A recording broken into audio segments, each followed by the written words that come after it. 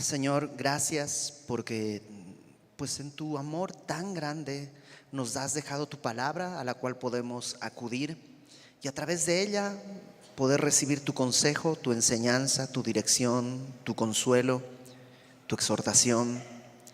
Que nuestro corazón reciba lo que tú quieres decirnos, Señor, y que esto sea para tu gloria, Padre.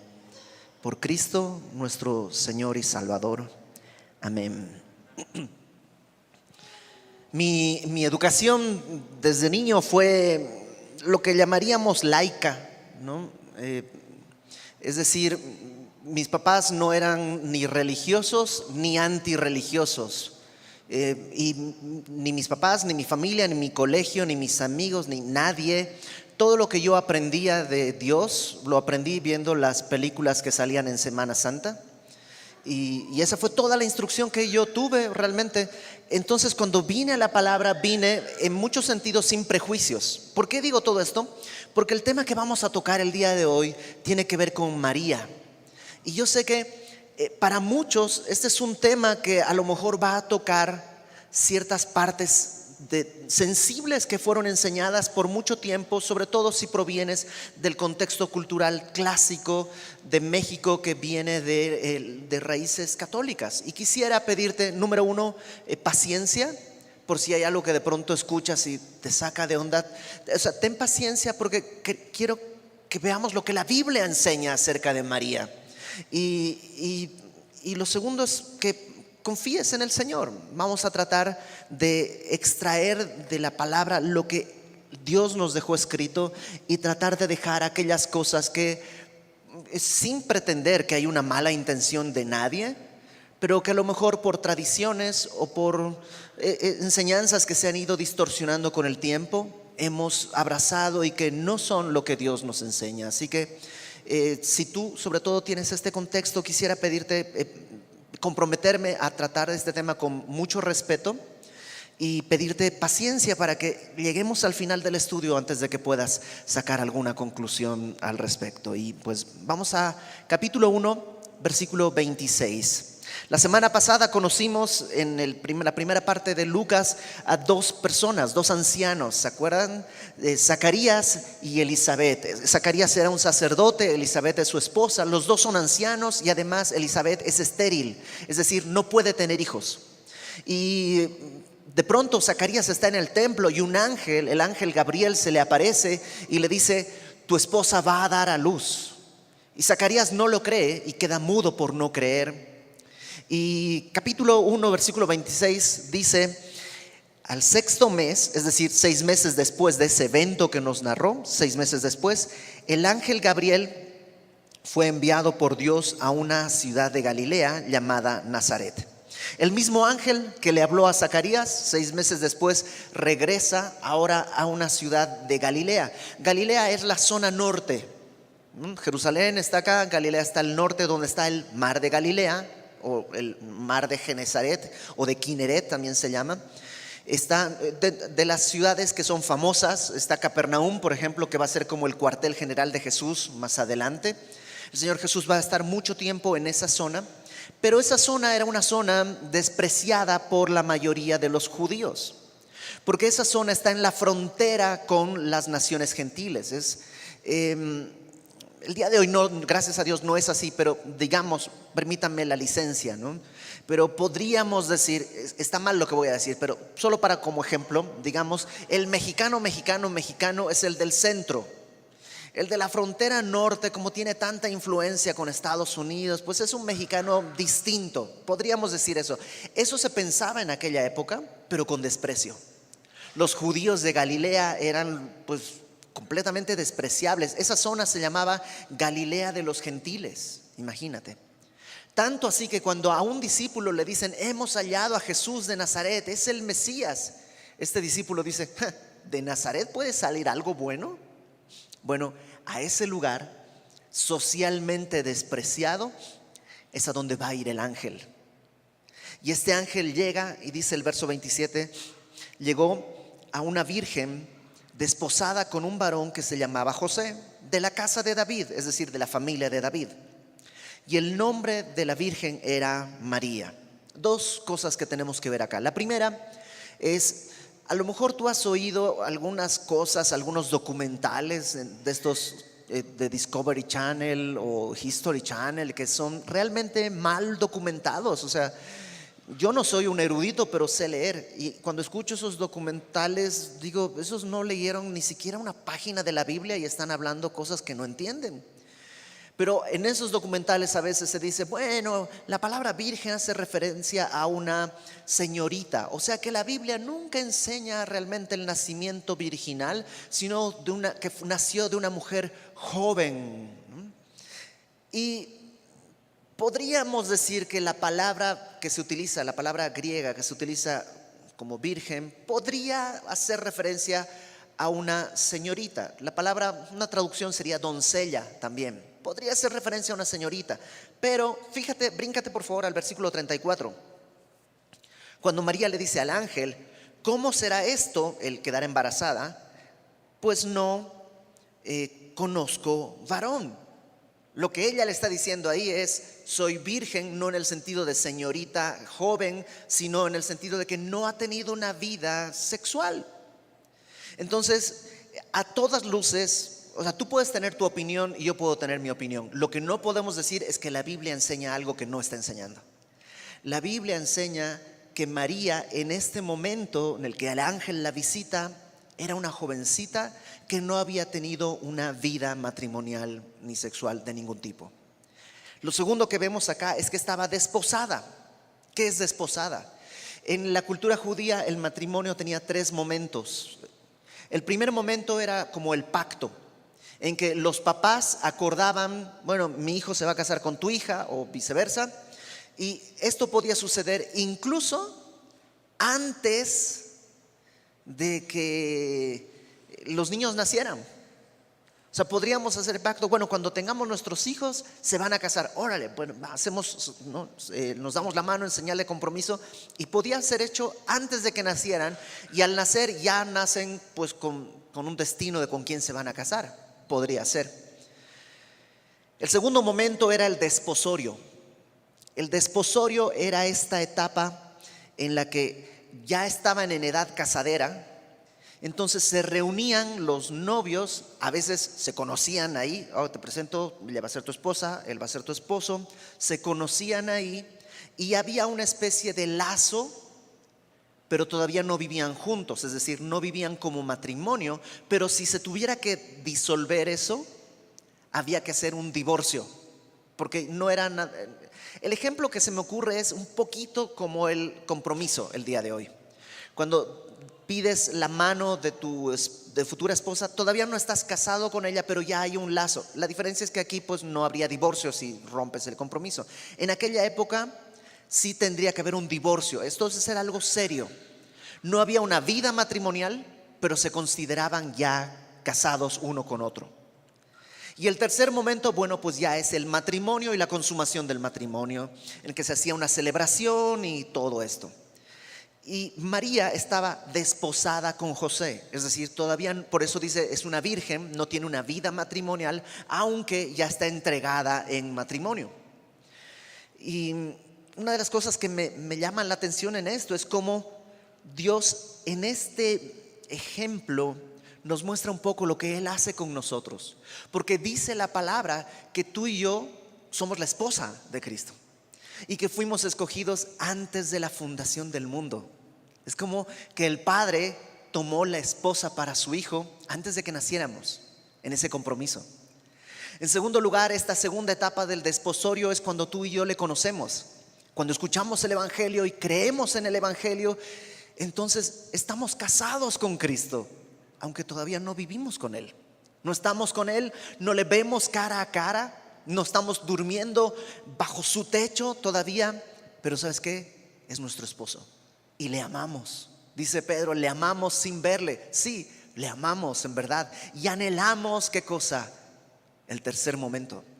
Cuando, ¿te acuerdas? Lo estudiamos en Tesalonicenses, seamos llevados a su presencia. Y dice Apocalipsis capítulo 19, será el tiempo de las bodas del Cordero. Y ahí estaremos nosotros. Dice que a su esposa se le ha concedido que se vista de lino fino, blanco y resplandeciente, y estaremos ahí delante de nuestro amado. ¿No te encanta esos tres momentos, verlos ahora en tu vida? Bueno, versículo 30 y 28. 28 dice: entrando el ángel en donde ella estaba, dijo: salve. La palabra salve quiere decir alégrate.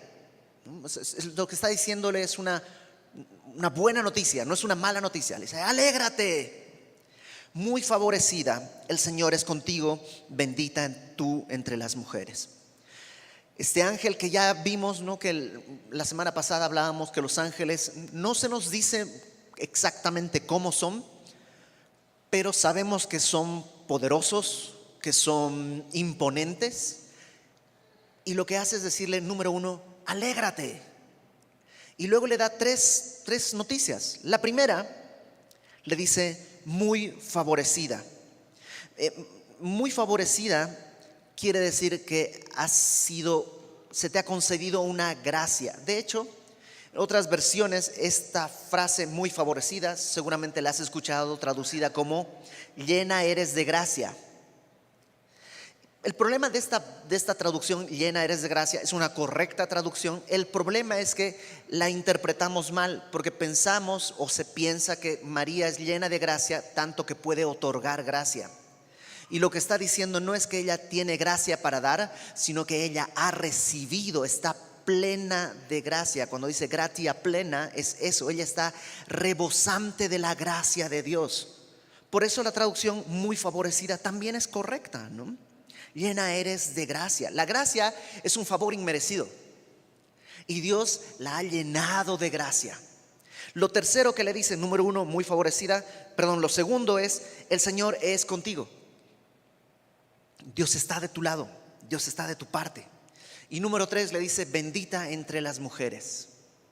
No bendita sobre las mujeres, sino entre las mujeres. María es una mujer exactamente igual que todas las demás, y la diferencia la ha hecho Dios al llenarla de una gracia que ella está ahora rebosante.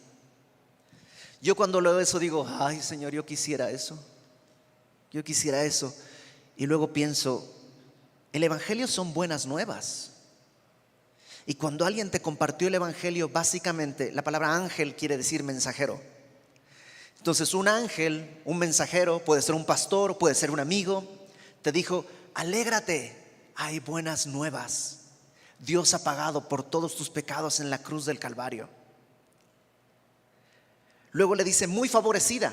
Esa frase, muy favorecida, en griego es la palabra haritó, que se utiliza dos veces. Haritó viene de haris, que es gracia.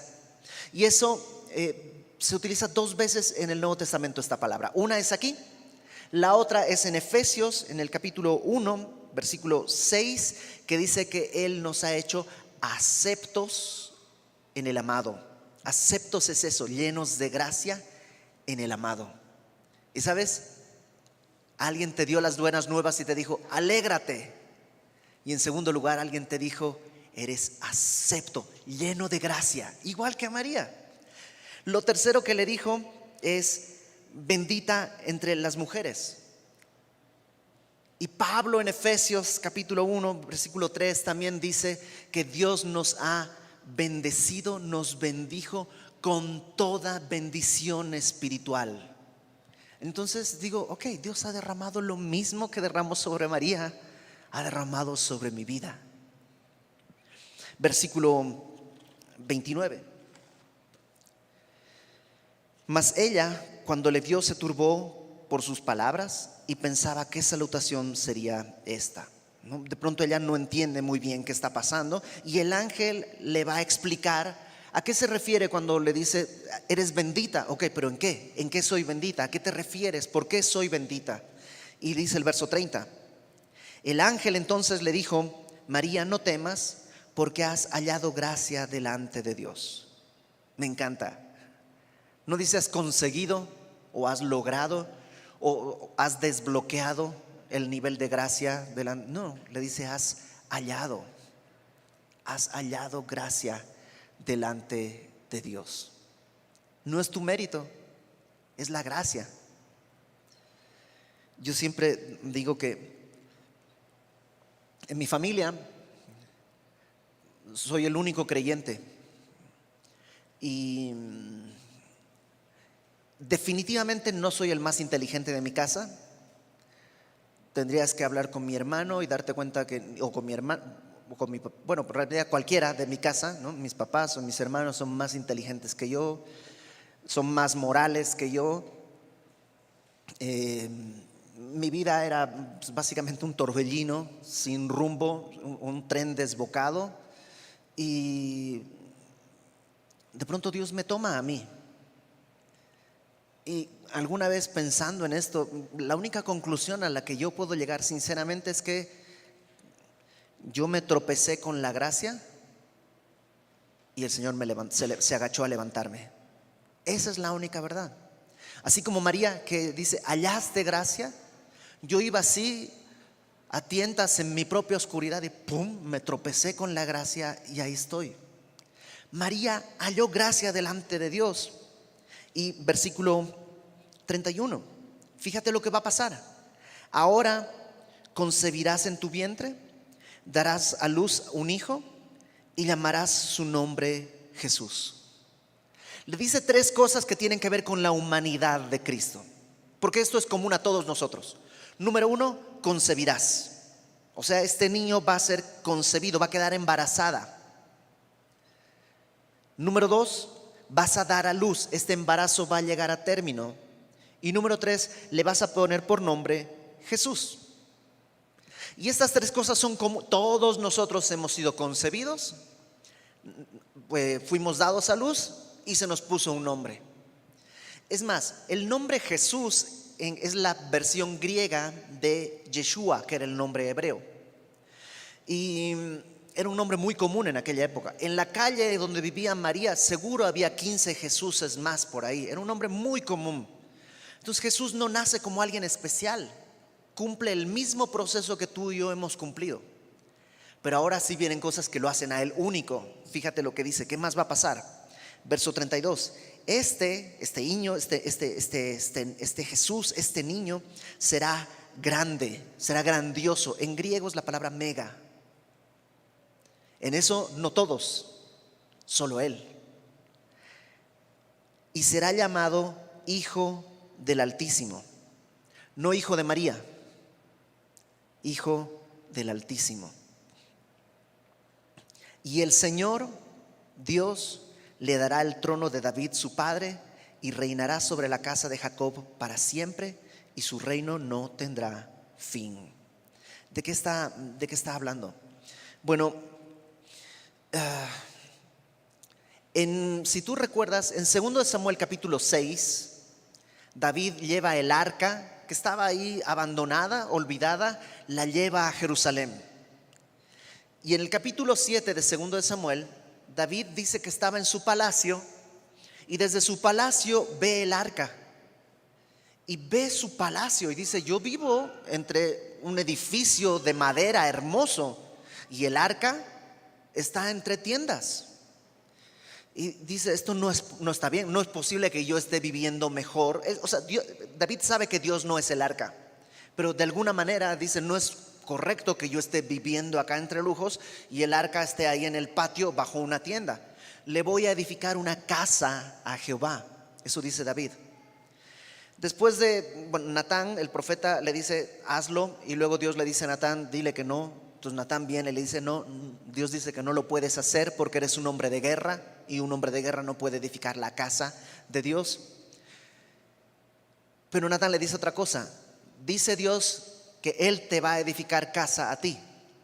Y están haciendo un juego de palabras entre casa como edificio y casa como linaje. Así como la casa de, no sé, los Borbones, los Austrias. Es como eso, él te va a edificar casa en ese sentido.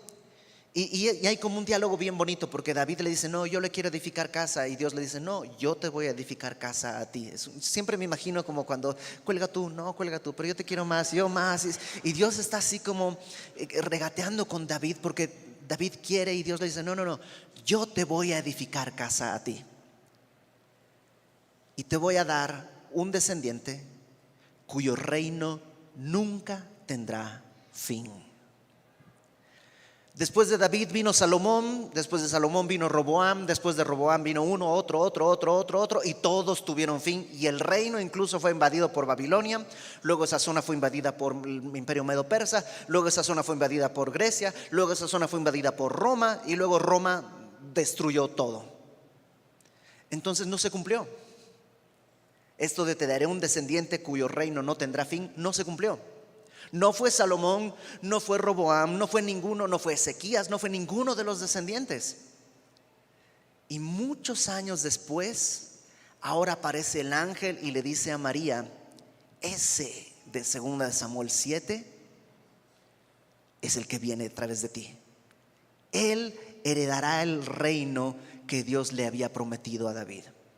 En Isaías capítulo 9, lo vamos a poner acá, Isaías 9 versículo 6, dice, porque un niño nos es nacido, eso va a ser en Belén, el niño nos es nacido en Belén, un hijo nos es dado, eso va a ser en la cruz, donde Dios va a dar a su hijo para que todo aquel que en él cree no se pierda, sino que tenga vida eterna.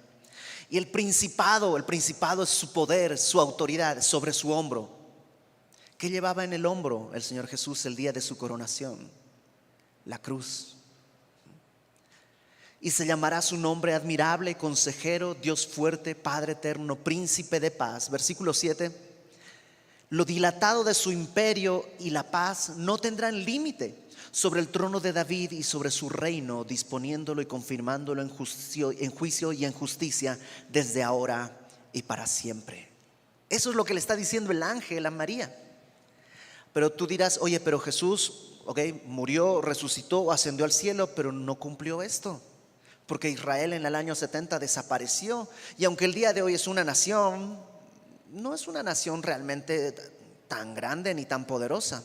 No, porque eso se va a cumplir cuando Cristo regrese. Cuando Él regrese y nosotros con Él, instaurará su reino y gobernará con juicio, gobernará con justicia. Salmo capítulo 2, el Padre le dice, pídeme y te daré por herencia todas las naciones de la tierra. Entonces, aunque no se ha cumplido, sabemos que se cumplirá. Y eso es lo que el ángel le está diciendo. Este que viene es el que va a heredar el trono de David, su padre, y reinará sobre la casa de Jacob para siempre, y su reino no tendrá fin. Versículo 34. Entonces María dijo al ángel, ¿cómo será esto? Pues no conozco varón. ¿Te acuerdas que la semana pasada decíamos que Zacarías, cuando el ángel le dice, tú tendrás un hijo, Dios ha oído tu oración y tendrás un hijo, Zacarías dice, ¿cómo crees? Ya estamos, no creo, eso no pasa. Y por su incredulidad tiene que quedarse mudo y sordo. Bueno, no sordo, más bien mudo. Y ahora es distinto, porque María no es que no cree, simplemente no entiende. O sea, ella cree lo que el ángel le dice, pero no entiende cómo. Pero ¿cómo voy a quedar embarazada si no tengo pareja con quien tener un hijo? Y me encanta la idea de que yo no tengo que tener claros los planes de Dios para que Dios lleve a cabo sus planes. Muchas veces no sé cómo lo va a hacer, pero si creo, puedo disfrutar lo que Dios va a hacer. No sé si me explico. Y Dios no se enoja con María porque no entiende. Simplemente le explica. Versículo 35. Respondiendo el ángel le dijo, el Espíritu Santo vendrá sobre ti y el poder del Altísimo te cubrirá con su sombra. ¿Qué palabras tan bonitas? O sea, ¿cómo voy a quedar embarazada si no conozco hombre? El Espíritu Santo vendrá sobre ti y el poder del Altísimo te cubrirá con su sombra, por lo cual vendrá sobre ti y el poder del Altísimo voy a volver a leerlo. El Espíritu Santo vendrá sobre ti, el poder del Altísimo te cubrirá con su sombra, por lo cual también el santo ser que nacerá será llamado Hijo de Dios. O sea, María no es un nacimiento natural, es hijo de Dios lo que estará en tu vientre. En Génesis, cuando te acuerdas que pecan Adán y Eva y Dios le dice a Adán, ¿qué pasó? Y Adán le dice, pues la mujer que tú me diste, ella me dio de comer. Le pregunta a la mujer y la mujer le dice, pues la serpiente me engañó y yo comí. Y entonces a la serpiente lo que le dice, por cuanto tú hiciste, pondré enemistad entre ti y la mujer, ella te herirá en la cabeza, tú la lastimarás el calcañar. Pero le habla de la simiente de la mujer. El asunto es que eso es una incoherencia, porque la mujer no tiene simiente, la mujer tiene óvulo. Para la fecundación se necesita el óvulo y la semilla. El hombre es el que provee la simiente. Entonces, cuando Dios dice la simiente de la mujer, está reprobado en anatomía, porque es como que Dios está hablando incoherencias, a no ser que Él esté más bien diciendo que va a ser algo completamente milagroso. En una mujer sin necesidad del varón habrá una nueva vida. Y eso es lo que el ángel le está diciendo. De alguna manera es como si, ¿te acuerdas cuando estudiamos hace poquito en el primer libro de Reyes que Salomón dedica el templo y la nube, la gloria de Dios llena el templo? Bueno, eso es lo que va a pasar en el vientre de María. No es que María va a ser ella toda santa, sino que su vientre va a ser como el lugar santísimo. Ahí estará. Ahora, otro detalle. Dice ahí en el final del versículo 35, por lo cual también el santo ser que nacerá será llamado Hijo de Dios. Una vez más, no hijo de María, sino Hijo de Dios. Y en la cultura judía y en la cultura de aquella época, cuando se usaba la frase hijo, quería decir no lo que entendemos hoy. O sea, el día de hoy entendemos hijo de alguien como pues el que pues te dio a luz, ¿no? Y en aquella época la frase hijo implicaba portar la esencia. Por eso cuando hablamos de hijos de ira, dice Pablo que nosotros éramos hijos de ira. ¿Qué quiere decir? Que éramos iracundos. Cuando dice, cuando a Bernabé le ponen Bernabé, ¿no? Porque Bernabé quiere decir hijo de consolación, es que él era un consolador, él llevaba consuelo. Entonces en la Biblia siempre que se usa la frase hijo de, tiene que ver con la esencia.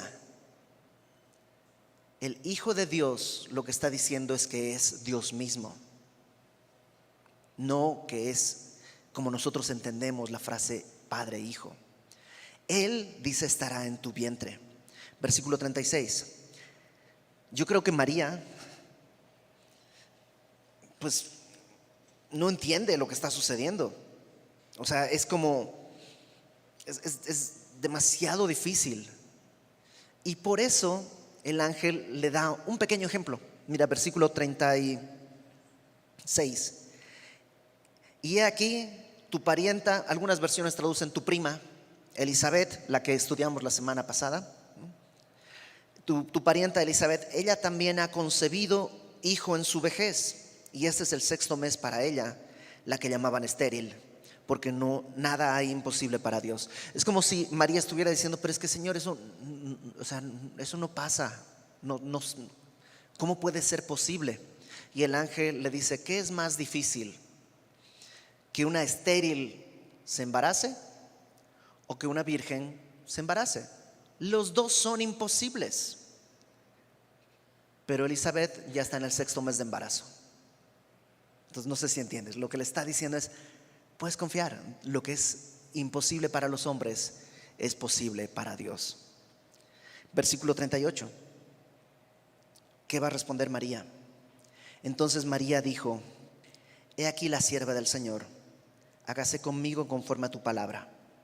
Y el ángel se fue de su presencia. Qué gran lección nos da María. Si hay algo que yo creo que hay 2 palabras que podrían definir a María: valor y obediencia. Valor en el sentido de valentía, de coraje. Porque lo que ella está diciendo es, Señor, ok, pero sabe a qué se enfrenta. ¿Quién le va a creer que ese embarazo es milagroso? Se enfrenta a quedarse sin esposo, como casi sucedió. Si tú recuerdas, su esposo estuvo a punto de devolverla porque pues evidentemente está embarazada y no es suyo. Se enfrenta probablemente a ser apedreada, y si salvara la lapidación, se va a enfrentar a una vida de desprecio por parte de todo su círculo social, familia, amigos. Nadie querría estar cerca de ella. ¿Te acuerdas que cuando hay unos fariseos que están hablando con Jesús, le dicen, nosotros tenemos padre? ¿Qué le están diciendo a Jesús?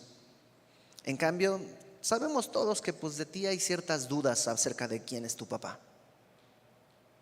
Y ese estigma llevó María toda su vida. Qué valor, qué fortaleza muestra María. Por eso es triste cuando alguien menosprecia el valor de María. Igual de triste cuando alguien la mueve del lugar donde Dios la ha puesto, como una mujer valiente, pero una mujer. Dice versículo 39. En aquellos días, levantándose María, fue deprisa a la montaña, a una ciudad de Judá, y entró en casa de Zacarías y saludó a Elizabeth. No ha pasado mucho tiempo, a lo mejor 3, 4 días, una semana, y ella va a visitar a su prima. ¿A qué? La Biblia no nos lo dice. Probablemente pues a encontrar consuelo. Sabe que se enfrenta a algo difícil y sabe que Elizabeth tuvo un encuentro con Dios también. Entonces tiene lógica que vaya con alguien que la puede comprender. Entonces va con Elizabeth, verso 41. Ten en cuenta, han pasado unos días. A María todavía no se le nota la pancita, o sea, realmente si no fuera por el ángel, ni se hubiera enterado que está embarazada. Pero ¿qué sucede? Aconteció que cuando oyó Elizabeth la salutación, o sea, llega a la puerta, toca la puerta, dice, ¿quién es? Soy María. Y cuando escucha esto, la criatura, Juan el Bautista, que está en el vientre de Elizabeth, ya tiene 6 meses de embarazo, dice, saltó en su vientre, y Elizabeth fue llena del Espíritu Santo. El bebé como da un brinco, y entonces Elizabeth es llena del Espíritu Santo. ¿No te encanta que a veces la Biblia te dicen la Biblia es machista, la Biblia es machista? Y yo lo que veo es como Dios ensalza el valor de estas 2 grandes mujeres, y está llena del Espíritu Santo María, Elizabeth, y va a hablar llena del Espíritu Santo. O sea que tenemos que escuchar y atender lo que está diciendo, porque no lo dice en su propia sabiduría humana, sino llena del Espíritu Santo. Y lo que dice es, versículo 42, exclamó a gran voz y dijo, bendita tú entre las mujeres y bendito el fruto de tu vientre. ¿Qué le está diciendo? María, eres feliz, bendecida, dichosa, no sobre las mujeres, sino entre las mujeres. Eres una mujer más, pero Dios ha tenido una gracia especial para contigo. ¿Por qué? Porque lo que está en tu vientre es bendito de Dios. No sé si me explico. El valor no está en María misma, aunque ella es valiente y valiosa. La gracia de Dios se revela en lo que está en su vientre. Versículo 43.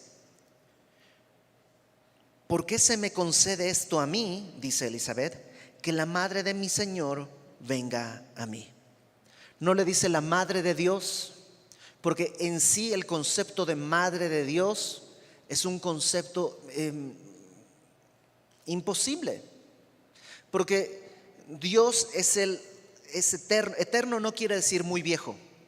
Eterno quiere decir que no tiene tiempo. Cuando Dios creó las cosas, creó tiempo, espacio y materia. O sea, creó algo, materia, en un lugar, espacio, y en un momento, tiempo. Dios creó tiempo, espacio y materia. Pero antes de crear algo, Él ya existía. Él existe sin tiempo, sin espacio y sin materia. Entonces, cuando decimos que Dios es eterno, no es muy viejo, sino que Él no tienes cómo medirlo, está fuera de la esfera del tiempo. Y si Dios fue engendrado, entonces tendríamos que adorar a aquel que lo engendró. Por eso la idea de madre de Dios en sí misma, por lógica y por Biblia, es una contradicción y un equívoco. Lo que hace Elizabeth es reconocer a su Señor que está en el vientre. Y le dice, tú eres la madre de mi Señor. ¿Y por qué se me concede esto a mí? Porque tan pronto como llegó la voz de tu salutación a mis oídos, la criatura saltó de alegría en mi vientre. No porque María es especial, sino porque María está portando a Jesús.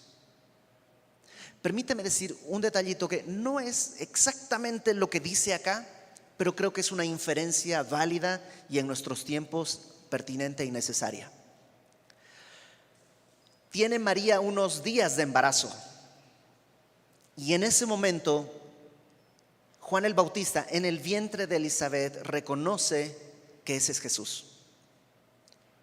O sea, el día de hoy vivimos en una cultura en la que a menudo se dice, bueno, pues o sea, sí, la concepción es un momento, pero en realidad la vida como persona existe a partir de la semana 14, 15, porque pues antes de eso puedes quitarte esa molestia. Es como cortarte el cabello, es como cortarte las uñas, es un cúmulo de células. ¿Cómo vas a decir que un embrión es una persona? Bueno, un bebé de 6 meses de gestación lo entiende perfectamente, porque cuando se acerca a María, el bebé piensa, porque Elizabeth llena del Espíritu Santo lo dice, ahí estaba Jesús. No dice, ahí está una serie de células que en algún momento se van a convertir en Jesús y que no, nada que ver. La concepción es el inicio de la vida. Y aun cuando son 2 pequeñas células, eso es una persona.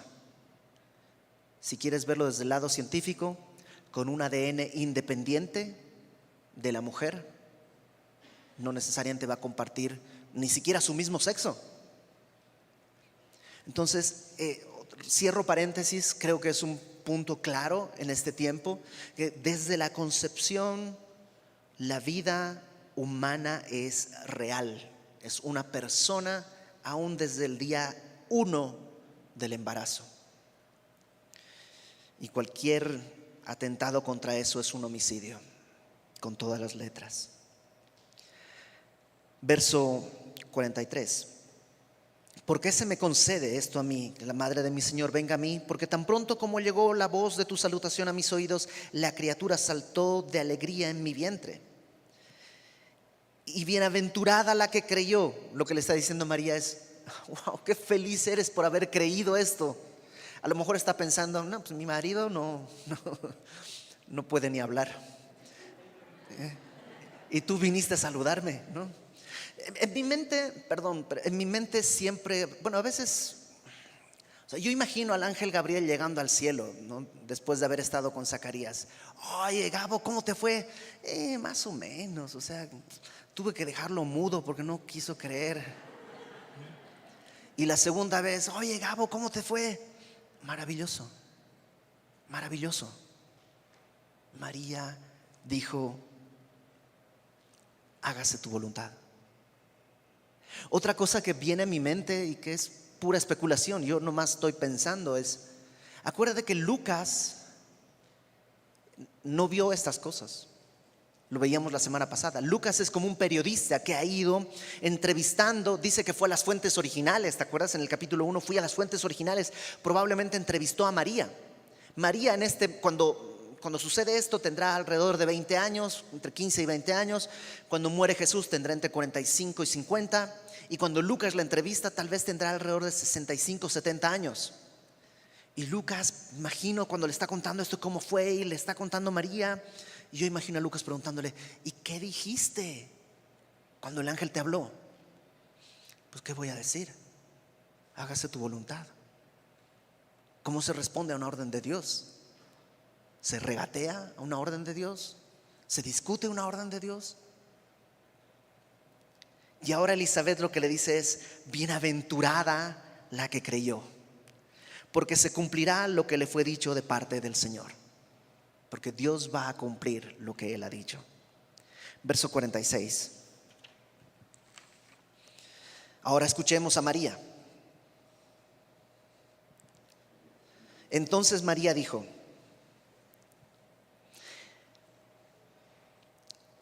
antes de ver esto, déjame advertirte lo que Jesús dijo, que de la abundancia del corazón habla la boca. Y lo que va a salir de la boca de María, para empezar, es palabra de Dios. Todo lo que dice está ligado a algún salmo, algún profeta, algún pasaje. Todo lo que sale, es más, ni siquiera yo intenté, a ver, pues vamos a ver, esto sale de Isaías tal, esto sale del Salmo tal, pero si hago eso nos vamos a quedar media hora más aquí. Está tan lleno de la palabra que esa va a ser tu tarea. Revisar línea por línea de dónde vino y de dónde viene y estudiar por qué lo sacó. Esa va a ser tu tarea. Ahorita solo vamos a concentrarnos en lo que dijo. Pero ¿sabes qué? Si de la abundancia del corazón habla la boca, de su corazón salió pura palabra de Dios y alabanza.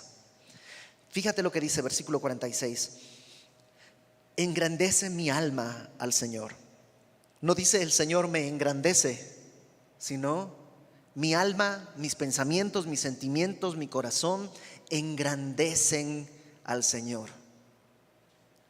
Y mi espíritu se regocija en Dios, mi Salvador. O sea, mi alma, mis pensamientos, todo engrandecen a Dios. ¿Y tu espíritu? Mi espíritu está bailando de alegría. ¿Por qué? Porque Dios es mi Salvador. María está reconociendo que necesita salvación, que es una mujer como cualquier otra pecadora y que requiere de un Salvador. Y Dios es su Salvador. Creo que deshonramos la memoria de María tratando de... Hay una doctrina que seguramente la has oído, que es la Inmaculada Concepción de María, que tiene que ver no con que ella da a luz inmaculadamente a Jesús, lo cual sí es cierto porque Jesús nació sin pecado. Esta doctrina plantea que ella nació sin pecado. Y eso es una contradicción a las Escrituras, porque ella misma está diciendo: mi espíritu se regocija en que Dios es mi Salvador. Necesitaba también ella un Salvador, tanto como tú o como yo. Porque ha mirado la bajeza de su sierva, pues he aquí, desde ahora me dirán bienaventurada todas las generaciones. Y ella misma admite, ha mirado la bajeza de su sierva. ¿Quién soy yo? Hay una canción de Marcos Vidal, hay pocas canciones de Marcos Vidal que uno puede cantar sin llorar, ¿no? Pero hay una que dice: ¿quién soy yo para que tú me hayas amado? ¿No? Y María está diciendo eso, o sea, has mirado la bajeza de tu sierva. Yo era entre los vil y menospreciados. Y yo digo, yo también. Como te decía hace rato, yo no era ni siquiera el más apto de mi familia, que somos 5. Yo no era el más apto.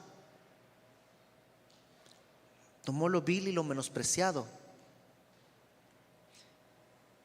Y ahora dice: me dirán bienaventurada, no bien merecida, sino bienaventurada, feliz, todas las generaciones. Porque me ha hecho grandes cosas el poderoso, santo es su nombre. No dice he conseguido, sino que Dios ha hecho conmigo grandes cosas. Y yo digo: ay, Señor, conmigo también. O sea, cuán grandes cosas has hecho para conmigo. Me has dado vida, me has dado un propósito, me has dado una familia, me has dado una iglesia, me has dado... O sea, cuán grandes cosas ha hecho Dios conmigo.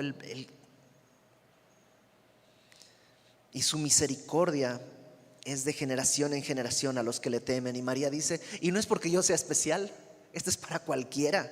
Su misericordia no es algo que arrancó conmigo ni se termina conmigo, es de generación en generación, para todos.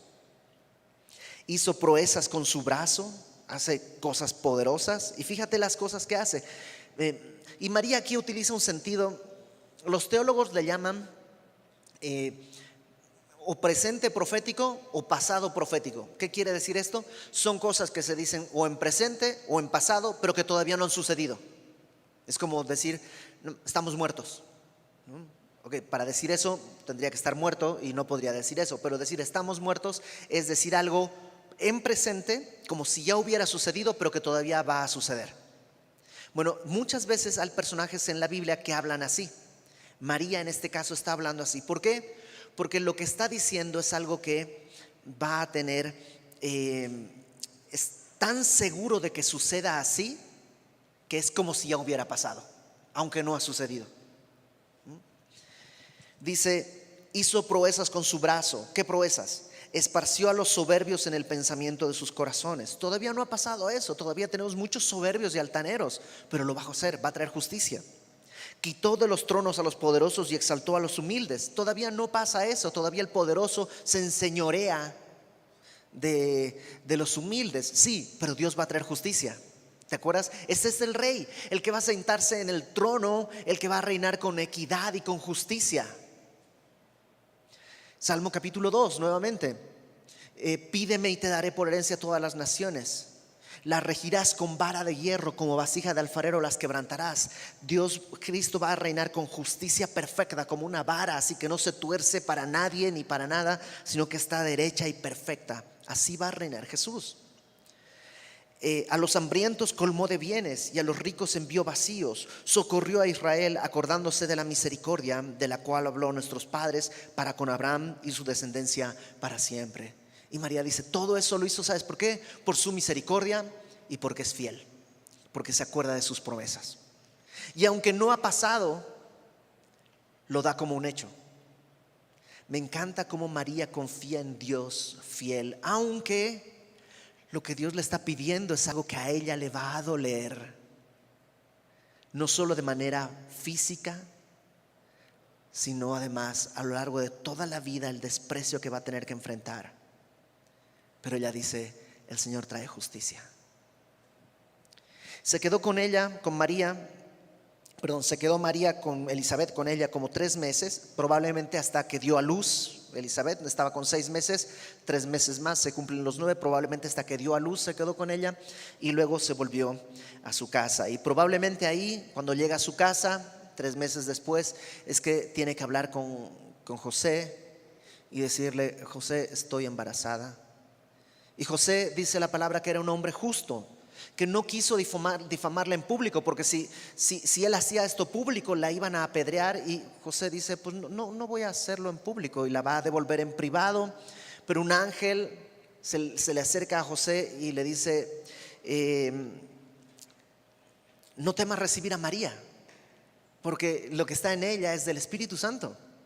Y entonces José toma a María como su esposa, también con fe, asumiendo las críticas, los desprecios, las murmuraciones, los chismes, todo lo que vendrá. Y yo digo, José y María en verdad eran hombres de fe. Ok, ahí lo vamos a dejar por el día de hoy. ¿Qué encuentro para nosotros para meditar esta semana?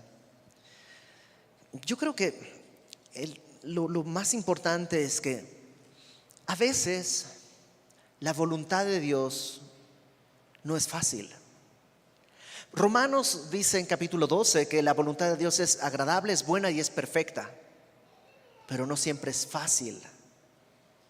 Agradable, buena y perfecta no siempre quiere decir que es fácil, sencilla, ni que no es dolorosa. Y a veces a nosotros la voluntad de Dios nos parece un sinsentido. Pero el Señor Jesús, cuando llama a sus discípulos, dice, el que quiera ser mi discípulo, niéguese a sí mismo, tome su cruz cada día y sígame. Porque su voluntad es mejor que la mía, su yugo es fácil, su carga es ligera. Y en mi entendimiento normalmente torcido, yo digo, Señor, está mejor por este otro lado. Dios dice, humíllate y perdona, o humíllate y pide perdón. Y mi mente dice, no, si yo hago eso seguramente si les das la mano se agarran del codo y mejor me voy a hacer. Y Y yo sé que si me arriesgo a hacer la voluntad de Dios, puede ser doloroso, puede ser difícil. Pero sus discípulos se niegan a sí mismos por la voluntad de Dios, toman su cruz, mueren a sí mismos y le siguen. María tiene que hacer eso. María tendría planes para su boda. Habrá soñado cómo voy a casarme, cómo va a ser. Ahora ya no se puede festejar de esa manera porque María está embarazada, y un embarazo que se va a notar cada vez más y más. Y se tiene que casar ya mañana con José para tratar de cubrir las sospechas y tratar de tener una vida más o menos ordenada y normal. Y seguramente sus planes, su propósito, todo lo que ella esperaba, ahora está roto. Es una tragedia para sus planes. Pero ella dice: me van a decir bienaventurada. A partir de ahora todos van a decir bienaventurada. No tiene lógica, no, pero es de Dios. No siempre es fácil.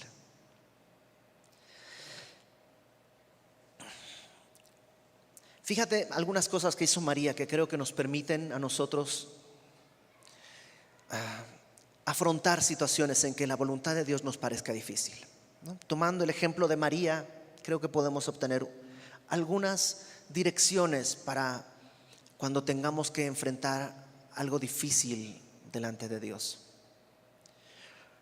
Número uno, ella estaba viviendo de manera normal y piadosa. No estaba haciendo nada raro, no estaba buscando la recompensa del cielo, no, ella estaba viviendo como tenía que vivir. Y se nota que, por ejemplo, estaba permaneciendo en la palabra. Y creo que es lo primero que tú y yo tenemos que entender, porque no sabemos qué es lo que viene. Y lo mejor que podemos hacer es vivir hoy como Dios nos pide. Porque cuando el mundo se sacuda, vas a poder decir: pues hoy tengo que hacer lo mismo que hice ayer, porque es lo mismo que tengo que seguir haciendo, es lo que Dios me ha pedido. Amar a mi esposa, cuidar a mis hijos, leer mi Biblia, amar a mi prójimo, bendecir al que me maldice. Y cuando el mundo se sacuda en mi propia existencia y todo se resquebraje, ¿qué me toca hacer? Amar a mi esposa, amar a mis hijos, amar al prójimo, bendecir al que me maldice. Entonces comienza a vivir el día de hoy como Dios te ha mostrado. Camina en luz. Si no, si estás caminando mal, cuando todo se sacuda, no vas a saber qué hacer. Va a ser como despertarte en la madrugada en medio de un temblor y no saber ni dónde está la puerta ni qué está pasando. En segundo lugar, aunque lo que venga pueda ser difícil y doloroso, recuerda la gracia de Dios. La gracia de Dios es este favor que no merecemos. No trates de hacer méritos, porque Dios no bendice por méritos. Dios bendice porque Él es bueno. Dios extiende su misericordia, su gracia, porque Él es bueno y misericordioso. Hay un pastor que decía: deja de tratar de darle razones a Dios para bendecirte. Porque a veces queremos eso, ¿no? Señor, mira, yo ya leí mi Biblia, bendíceme. Yo ya compartí el Evangelio, bendíceme. Yo ya hice esto, bendíceme. Y eso lo que hace es anclarnos en nuestra propia autojusticia. Y eso no es gracia. Descansa en el Señor. Y cuando hagas lo que Él te pida, como dice el Señor Jesús, solo vas a decir: Señor, soy un siervo inútil. Lo que me pediste, nomás eso hice. Pero ese siervo inútil, el Señor le va a decir: entra en el gozo de tu Señor. María cree, en tercer lugar, pero no entiende. Y me encanta eso, porque yo a menudo no entiendo lo que Dios está haciendo. Ya les he platicado alguna vez, yo no sé, el mundo diría es mala suerte, pero utilizando el lenguaje del mundo, yo tengo mala suerte en todos los sentidos, ¿no? Si me compro una tele, va a salir fallada, y por eso no me compro tele. O sea, yo ya sé eso. Si construyo una cerca, me va a quedar lejos. Eso es automático. Con mi esposa, cada que queremos hacer algo, siempre hay un tropiezo. Y hace unas semanas le platicábamos a unos amigos. Ustedes se preguntan por qué me casé tantas. Pues ustedes saben que yo me casé varias veces con la misma persona, pero varias veces. ¿Y por qué? Pues porque algo pasaba siempre. En una de mis primeras bodas, yo me casé. Para empezar, cuando estábamos yendo a casarnos, me negaron la salida del país. Después no había vuelos. Después, cuando conseguimos un vuelo para ir, llegamos, porque fue bien angustioso, porque ya teníamos que irnos, ya no hay vuelo, no hay vuelo, no hay vuelo, no hay vuelo. Conseguimos un vuelo, mi suegro consiguió el vuelo, ya vamos al aeropuerto, llegamos ahí, ¿y qué crees que pasó?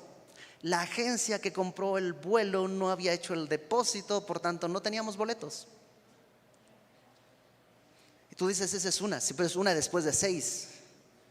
Y llegamos a Bolivia y para casarnos necesitábamos un papel que no tenía mi esposa y había que conseguirlo y no salía y no salía y no salía. Mi boda era un día a las 12 del mediodía y yo supe que me iba a poder casar a las 5 de la mañana. Antes de las 5 de la mañana no estaba seguro si iba a poder casarme, porque a esa hora llegó un papel que permitía que le diéramos al juez para que pudiera casarnos. Entonces, una tras otra, tras otra, tras otra, tras otra, tras otra, tras otra. Y yo digo, Señor, no entiendo por qué. Hay gente que le va tan fácil, todo le sale fácil. Pero poco a poco Dios nos ha enseñado que no tenemos que entender, solamente creer. Que como dice Warren Wiersbe, nosotros no vivimos de sus explicaciones, sino de sus promesas. Por último, María, en medio de esta situación, fue a buscar a Elizabeth. ¿Por qué? Porque Elizabeth tiene 6 meses más que ella. Es decir, Elizabeth no es más santa, ni más fuerte, ni más alta, ni nada. Solo está 6 meses más con una obra de Dios que María. ¿A qué me refiero? El pastor John Carson dice que la iglesia es como un hospital. Todos estamos enfermos. La diferencia entre tú y yo es que yo llevo en el hospital más tiempo y sé dónde está la máquina de café y la máquina de refrescos y dónde hay hielo y por dónde están los baños y cuál es el botón para llamar a la enfermera y cuál es la única diferencia entre tú y yo, que he estado más tiempo acá. Somos igual de pecadores. Si tú vas en un hospital, en una iglesia, y alguien te dice, no, yo no batallo, yo no hago, yo tengo y esto tienes que hacer, ¿sabes qué? Probablemente no entraste al hospital sino a un manicomio. Porque en el hospital de la iglesia todos somos necesitados. Y cuando yo estoy hablando con alguien, a mí también me está sangrando la herida. Y también camino, cuando voy caminando apenas, porque yo también me lastimé al caminar. Todos estamos en este proceso de restauración.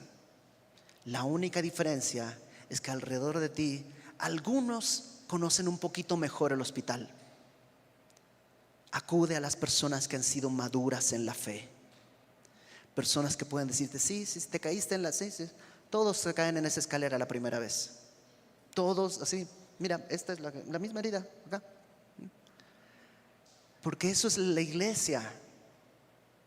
Ninguno de tus hermanos aquí es superior a ti. Ninguno de nosotros somos mejores que otros. Pero algunos de los de esta iglesia, Dios les ha dado más madurez para caminar. Acércate a ellos. Escucha. Dios puede traerte consuelo aún en los momentos más difíciles. Para terminar, ¿sabes qué hace María? ¿Cómo cierra esta parte de la historia? Dice, engrandece mi alma al Señor. Lo que viene es bien difícil, sí. ¿No se va a acabar pronto? No, va a durar toda la vida. Ok. ¿Me van a despreciar? Sí. Tal vez José no va a querer casarse conmigo, tal vez. Pero mi alma engrandece al Señor, porque mi espíritu se regocija en que tengo un Salvador. Por eso soy lleno de gracia. No porque puedo otorgar gracia, sino porque Dios me ha llenado de su gracia para rescatarme de las tinieblas en las que estaba. Vamos a orar. Señor,